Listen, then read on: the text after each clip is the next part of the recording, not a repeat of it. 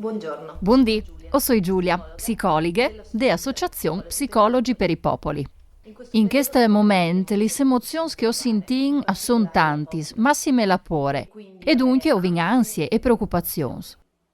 Sono reazioni normali a una situazione che non è normale.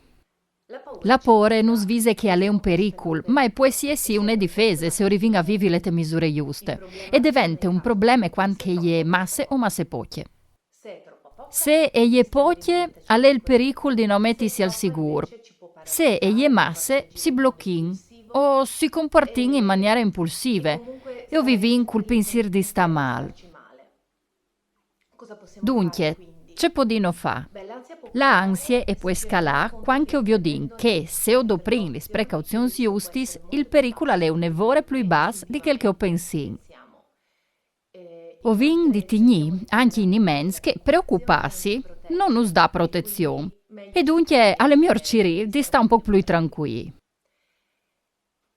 Fa riferimento a fonti affidabili e las estaches allarmistiche.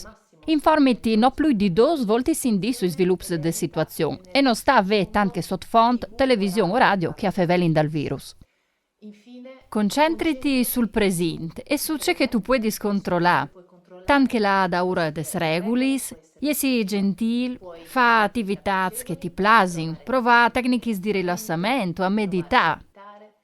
E viodi di te e di tua famiglia. Allora, tutto bene.